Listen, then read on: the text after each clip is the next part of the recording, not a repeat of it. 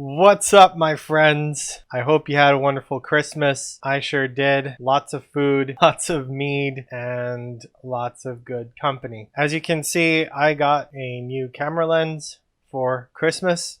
Well, I got myself a new camera lens, so hopefully you see more than just my head, as you did in the previous video. Today we're going to look at different publications summarizing the year 2020 in terms of food, and hopefully we come across some incredibly hipster or pretentious foodstuffs that no normal human being would eat, and I expect to see sourdough bread in there somewhere probably, along with normal easy guessable food. With that in mind, let's begin. Our first publication is BuzzFeed News, and for all the crap people love to give BuzzFeed, I, as a software engineer, know they have a really good tech team, and they do occasionally have decent content. We'll see if this ranks among that. Anyway, how we ate our way through 2020. Couldn't agree more. No degree of social and economic upheaval could shake our unrelenting need to eat. Yes, preach it. As the world fell apart this year, let's get to the food. Snapshots of the different ways people ate through 2020. This looks like a broth of some sort. A Ayurvedic brew. Prakash's Ayurvedic brew. I don't know, looks like ginger, garlic, and possibly other stuff in there too. All right, let's see if they have anything on what it is. Okay, garlic, ochre colored, drunk hot like tea. Okay, so it's a drink and it's not a soup like I first assumed. I would still drink this though. It looks good. Looks like this person had COVID-19. I wish them all the best. This looks delicious. Okay, next is a hot dog. Microwaved hot dog. Who did this? John Paskowski. Shame on you. Next, city skylines. Wait. Oh, residents line up their cars at a food distribution site. This year has seen millions of people become food insecure. Hopefully this changes next year, and hopefully as few people as possible die from this. I like food, but we all need it. Next, organic whole milk. One of Malone's milk meals. Moving on. A pile of whole crabs from Baltimore. Lucas's fiance looks at the chicken with cranberry sauce. Chicken with cranberry sauce. Yeah. There was something in here about a duck something, and I want to know what it is. The night that Oakland went into lockdown, I made 5-spice duck legs with buttered turnips and fried ginger. That sounds amazing. From a recipe by David Tanis. We're going to take a look at this before moving on to the next article about food. Ooh, what's this? This looks like a chicken or fish salad. Silverman's Pandemic Salad. I eat a salad for lunch every day. A healthy salad, the same salad, a pandemic salad. What's in it? Mixed greens, 8 sliced cherry tomatoes, sliced cucumber, 3 sliced pickled green beans, 6 ounces of grilled turkey or chicken breast, and Frank's Red Hot Chili and Lime Hot Sauce. I'm not a big salad person, but this looks delicious. Speaking of chicken breast and hot sauce, one thing I really miss is New York street vendors' chicken over rice. I'm too afraid to go into New York City right now. There is a pandemic still going on. Mastering the Art of French Cooking, 50th Anniversary Edition by Julia Child. Look, I realize Julia Child is a big name in the cooking world, but doesn't speak to me. Use lots of butter. This does look really delicious though. Moving on. A bean soup made by Taggart. Lots of protein. Um, Lots of protein. Beans are nutritious, okay? And if I had to go vegetarian, God forbid, beans will probably be very high on the priority list. Banana cream pie soup. Banana cream pie soup. This sounds like one of those things that if you order it at a $20 per plate restaurant, it's going to be really awful. But if you order it at a $100 per plate restaurant, you'll feel like you've died and gone to heaven. Pho is one of those things that I do want to try at some point and will eventually. I had a lot of it in college. You know, those big bowls, the ones that look like they feed a family. Yeah, that's me. I will finish them. Messy kitchen. Clean up your kitchen. All right, we've reached the end of the BuzzFeed summary for 2020 foodstuffs. Lots of good finds so far. Let's move on to food and wine, our 10 most popular recipes of 2020. Number 1, Birria Tacos. I don't know what birria means. Wait, we were going to look at that one duck recipe first. Hold up. What? No! It's not there. What the hell, man? Okay, birria tacos. Tender birria tacos. What is birria?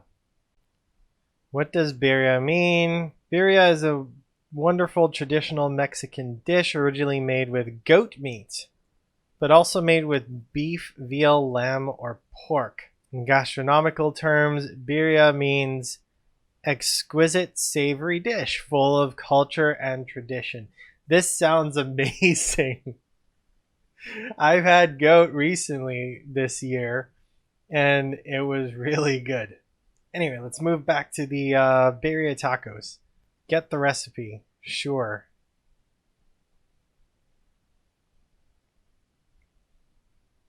Next up, we have Hong Kong milk tea tiramisu. Hell yes.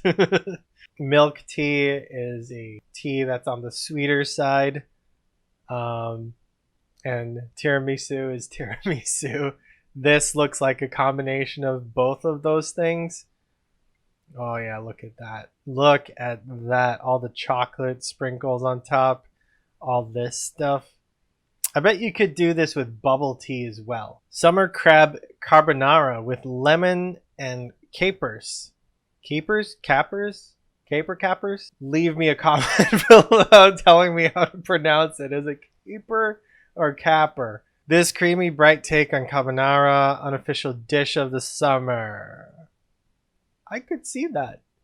This looks good. Lemon blueberry cake with lemon zest glaze. I like pound cake a lot. I can eat it for days, but I don't like blueberries in cake. I prefer it in beer. That being said, a blueberry stout would go well with a normal pound cake. Honey pepper coconut shrimp. Yes. Although his breading technique at Rocky's Hot Chicken Shack in Asheville is a closely guarded secret, Chef Rich Cundiff shared this riff on his coconut shrimp exclusively with Food and Wine. Looks delicious. Probably is. Brown butter chocolate chip cookies. Holy shit.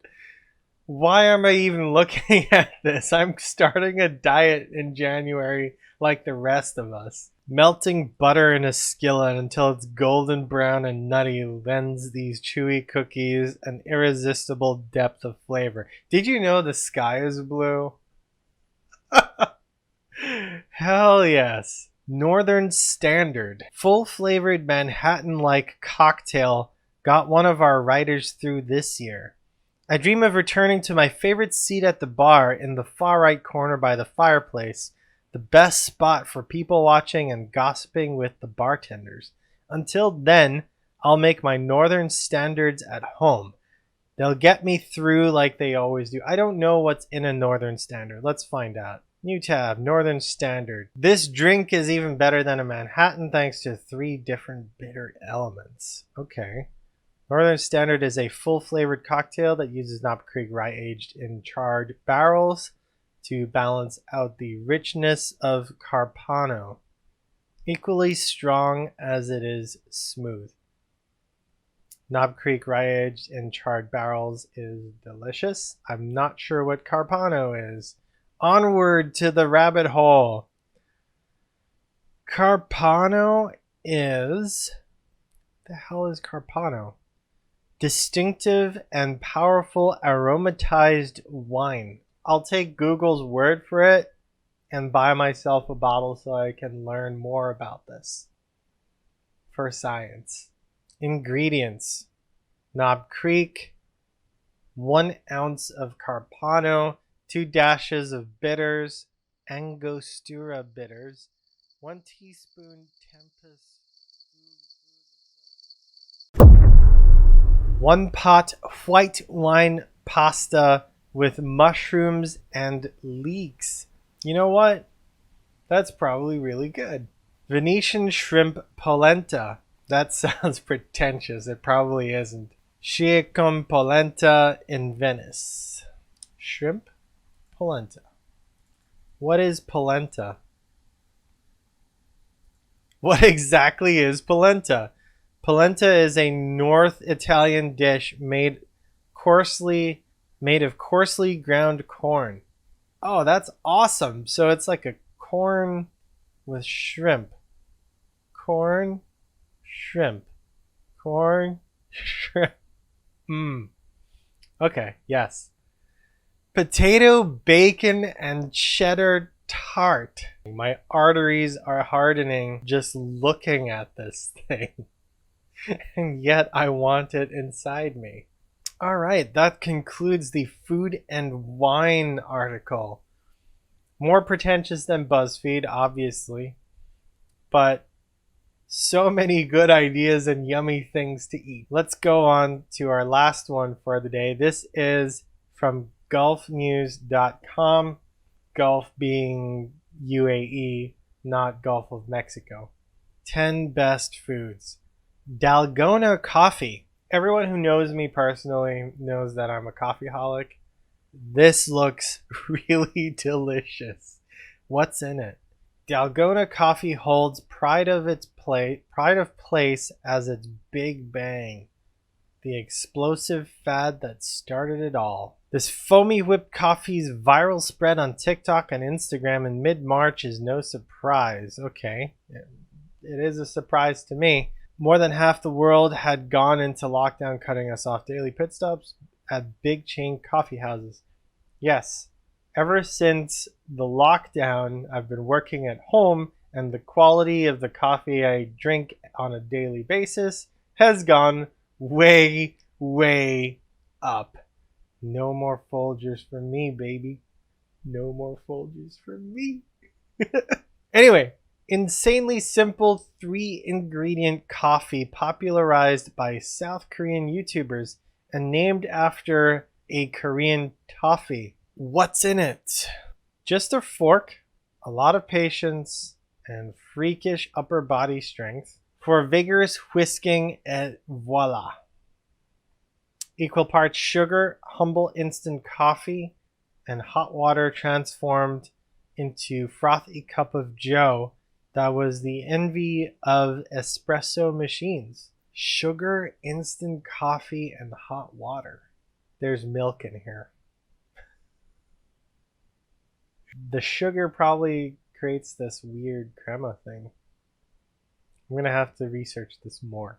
Sourdough bread. Of course, it's sourdough bread. Everyone loves it. Moving on. Banana bread. Of course, almost everyone loves it. Moving on. Focaccia bread gardens. This looks like pizza, but not as delicious. Cherry tomatoes were made into the whole flower. Olives were the center of the flowers. Okay, so this looks like more of an artsy fartsy thing. I'd rather eat pizza. Pass on this one. Cloud bread. Tastes nothing like bread. Made with just 4 ingredients, eggs, sugar, cornstarch, and food coloring, the cloud bread's gluten-free and low-carb aspects quickly gained it millions of posts, views, and likes. Sugar, cornstarch, really? Pancake cereal. I'm not a pancake kind of guy unless we're talking about rice pancakes, which you want to have with roast duck, or potato pancakes, which you have with more potato pancakes. Anyway, pancakes, not my thing. Pickled anything? No. Nacho tables. How is this different from pre-pandemic? Go to any restaurant, you order nachos, they'll give you a whole fucking tray of nachos. Hot chocolate bombs. Yes. Chocolate globes that erupt to release mini marshmallows when plonked into a mug of steaming hot milk. Sign us up, please. You know what? I agree. Just don't forget to add the Irish cream to this. And a little bit of whiskey. Charcuterie chalet. This house right here, this charcuterie house, you know what's inside? You know what's inside? You open it up, you walk in, suddenly you have gout. That's all I have for this video. If you enjoyed my coverage, smash like, subscribe if you haven't done so already, and I'll see you next year with some healthier food options.